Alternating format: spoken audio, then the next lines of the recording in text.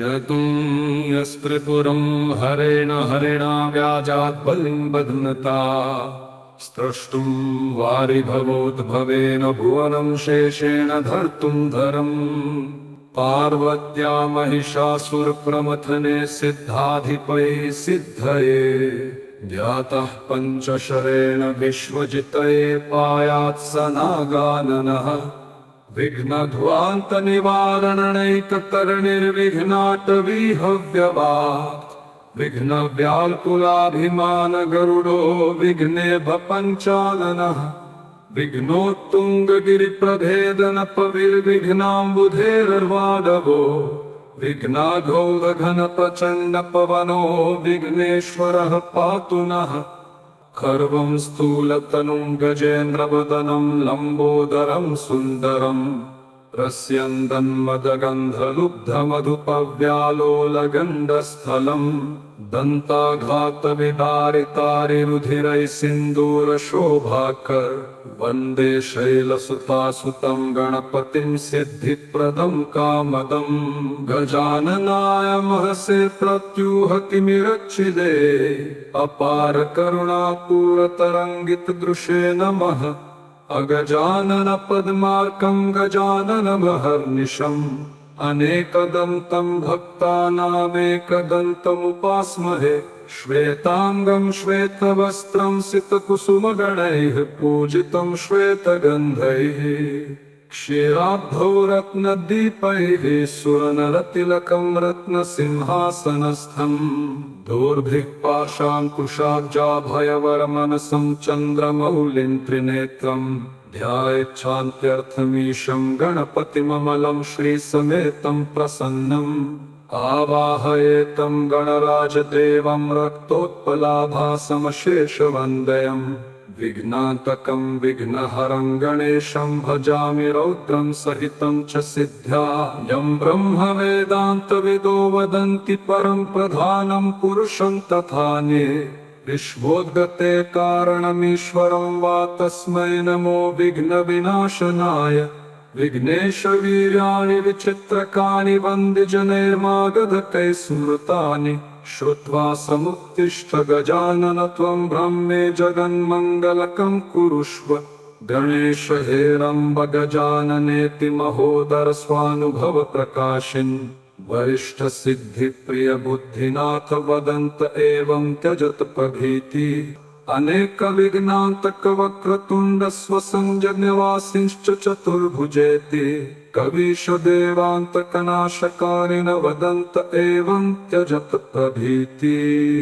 अनंत चिद्रूपमयं गणेशं ह्यभेद भेदादिविहीनमाद्यं हृदि प्रकाशस्य धरं स्वधिस्तं तमेकदन्तं शरणं व्रजामः विश्वादिभूतं हृदि योगिनां वै प्रत्यक्षरूपेण विभान्तमेकं सदा निरालम्बसमाधिगम्यं तमेकदन्तं शरणं व्रजामः यदीयवीर्येण समर्थभूता मायतया सन्नचितं च विश्वं नागात्मकं ह्यात्मतया प्रतीतं तमेकदन्तं शरणं व्रजामः सर्वान्तरे संस्थितमेकमूढं यदाज्ञया सर्वमिदं विभाति अनन्तरूपं हृदि बोधकं वै तमेकदन्तं शरणं व्रजामः यन्योगिनो योगबलेन साध्यं कुर्वन्ति तं कस्तवनेन नौति अतः प्रणामेन सुसिद्धिदोस्तु तमेकदन्तं शरणं व्रजामः देवेन्द्रमौलिमान्दारमकरन्दकणारुणाः विघ्नान् हरन्तु हिरम्बचरणाम्बुजरेणवः एकदन्तं महाकायं लम्बोदर गजाननं विघ्ननाशकरं देवं हिरम्बं प्रणमाम्यहम् यदक्षरपदभ्रष्टं मात्राहीनं च यद्भुवेत् तत्सर्वं क्षम्यतां देव प्रसीद परमेश्वर जतुं यस्त्रिपुरं हरेण हरिणा व्याजात् बलिं बध्नता स्त्रष्टुं वारिभवोद्भवेन भुवनं शेषेण धर्तुं धरम् पार्वत्या महिषासुरप्रमथने सिद्धाधिपैः सिद्धये ध्यातः पञ्चशरेण विश्वजितये पायात् स नागाननः विघ्नध्वान्तनिवारणैककरणिर्विघ्नाटवीहव्यवात् विघ्नव्याकुलाभिमान गरुडो विघ्नेभ पञ्चाननः विघ्नोत्तुङ्गगिरिप्रभेदनपविर्विघ्नाम्बुधेर्वाडवो विघ्नाघोरघनप्रचण्डपवनो विघ्नेश्वरः पातु नः खर्वं स्थूलतनुं गजेन्द्रवदनं लम्बोदरं सुन्दरं रस्यन्दन्मदगन्धलुब्धमधुपव्यालोलगण्डस्थलं दन्ताघातविदारितारिरुधिरैः सिन्दूरशोभाकर वन्दे शैलसुतासुतं गणपतिं सिद्धिप्रदं कामदं गजाननाय महसे प्रत्यूहतिमिरच्छिदे अपार करुणापूरतरङ्गितदृशे नमः अगजानन पद्मार्कं गजाननमहर्निशम् अनेकदन्तं भक्तानामेकदन्तमुपास्महे श्वेताङ्गं श्वेतवस्त्रं सितकुसुमगणैः पूजितं श्वेतगन्धैः क्षीराब्धौ रत्नदीपैः सुवर्णरतिलकं रत्नसिंहासनस्थं दोर्भिक्पाशाङ्कुशाब्जाभयवरमनसं चन्द्रमौलिं त्रिनेत्रं ध्यायेच्छान्त्यर्थमीशं गणपतिममलं श्रीसमेतं प्रसन्नम् आवाहयेतं गणराजदेवं रक्तोत्पलाभासमशेषवन्दयम् विघ्नान्तकं विघ्नहरं गणेशं भजामि रौद्रं सहितं च सिद्ध्या यं ब्रह्मवेदान्तविदो वदन्ति परं प्रधानं पुरुषं तथान्ये विश्वोद्गते कारणमीश्वरं वा तस्मै नमो विघ्नविनाशनाय विघ्नेशवीर्याणि विचित्रकानि वन्द्यजनैर्मागधकैः स्मृतानि श्रुत्वा समुत्तिष्ठ गजानन त्वं ब्रह्मे जगन्मङ्गलकं कुरुष्व गणेश हेरम्ब गजाननेति महोदर स्वानुभव प्रकाशिन् वरिष्ठ सिद्धि प्रिय बुद्धिनाथ वदन्त एवं त्यजत प्रभीति अनेक विघ्नान्तक वक्रतुण्ड स्वसंजन्यवासिंश्च चतुर्भुजेति कवीश देवान्तकनाशकारिण वदन्त एवं त्यजत प्रभीति अनंत चिद्रूपमयं गणेशं ह्यभेद भेदादिविहीनमाद्यं हृदि प्रकाशस्य धरं स्वधिस्तं तमेकदन्तं शरणं भजामः विश्वादिभूतं हृदि योगिनां वै प्रत्यक्षरूपेण विभान्तमेकं सदा निरालम्बसमाधिगम्यं तमेकदन्तं शरणं भजामः यदीयवीर्येण समर्थभूता मायतया सन्नचितं च विश्वं नागात्मकं ह्यात्मतया प्रतीतं तमेकदन्तं शरणं व्रजामः सर्वान्तरे संस्थितमेकमूढं यदाज्ञया सर्वमिदं विभाति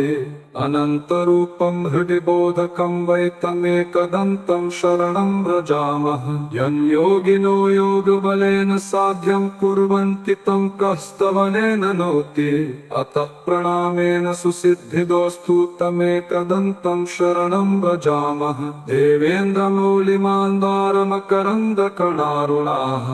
विघ्नान् हरन्तु हिरम्बचरणाम्बुजरेणवः एकदन्तं महाकायं लम्बोदरगजाननं विघ्ननाशकरं देवं हिरम्बं प्रणमाम्यहं यदक्षरपदभ्रष्टं मात्राहीनं च यद्भुवेत् तत्सर्वं क्षम्यतां देव प्रसीद परमेश्वर जतुं यस्त्रिपुरं हरेण हरिणा व्याजात् बलिं बध्नता स्त्रष्टुं वारिभवोद्भवेन भुवनं शेषेण धर्तुं धरम् पार्वत्या महिषासुरप्रमथने सिद्धाधिपैः सिद्धये जातः पञ्चशरेण विश्वजितये पायात् स नागाननः विघ्नध्वान्तनिवारणैककरणिर्विघ्नाटवीहव्यवात् विघ्नव्याकुलाभिमान गरुडो विघ्नेभ पञ्चाननः विघ्नोत्तुङ्गगिरिप्रभेदनपविर्विघ्नाम्बुधेर्वाडवो विघ्नाघोरघनप्रचण्डपवनो विघ्नेश्वरः पातु नः खर्वं स्थूलतनुं गजेन्द्रवदनं लम्बोदरं सुन्दरं रस्यन्दन्मदगन्धलुब्धमधुपव्यालोलगण्डस्थलं दन्ताघातविदारितारिरुधिरैः सिन्दूरशोभाकर वन्दे शैलसुतासुतं गणपतिं सिद्धिप्रदं कामदं गजाननाय महसे प्रत्यूहतिमिरच्छिदे अपार करुणापूरतरङ्गितदृशे नमः अगजानन पद्मार्कं गजाननमहर्निशम् अनेकदन्तं भक्तानामेकदन्तमुपास्महे श्वेताङ्गं श्वेतवस्त्रं सितकुसुमगणैः पूजितं श्वेतगन्धैः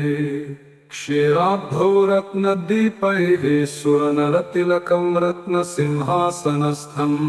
दोर्भिक्पाशाङ्कुशाब्जाभयवरमनसं चन्द्रमौलिं त्रिनेत्रं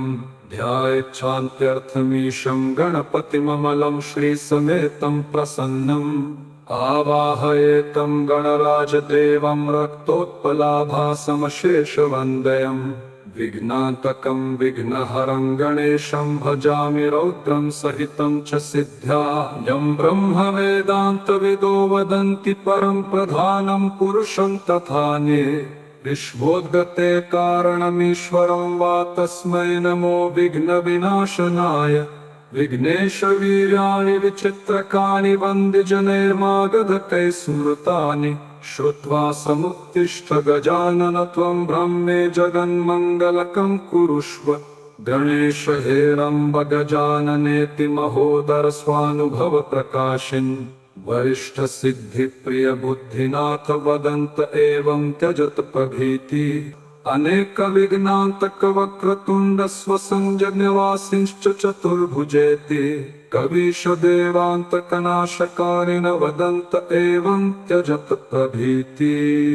अनंत चिद्रूपमयं गणेशं ह्यभेदभेदादिविहीनमाद्यं हृदि प्रकाशस्य धरं स्वधिस्तं तमेकदन्तं शरणं व्रजामः विश्वादिभूतं हृदि योगिनां वै प्रत्यक्षरूपेण विभान्तमेकं सदा निरालम्बसमाधिगम्यं तमेकदन्तं शरणं व्रजामः यदीयवीर्येण समर्थभूता मायतया सन्नचितं च विश्वं नागात्मकं ह्यात्मतया प्रतीतं तमेकदन्तं शरणं व्रजामः सर्वान्तरे संस्थितमेकमूढं यदाज्ञया सर्वमिदं विभाति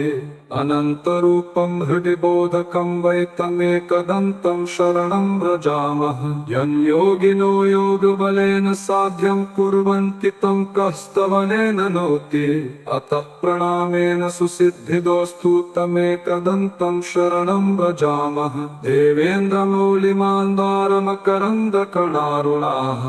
विघ्नान् हरन्तु हिरम्बचरणाम्बुजरेणवः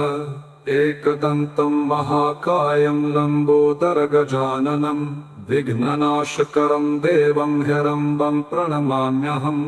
यदक्षरपदभ्रष्टं मात्राहीनं च यद्भुवेत् तत्सर्वं क्षम्यतां देव प्रसीद परमेश्वर इति श्रीगणपतिस्तोत्रं सम्पूर्णम्।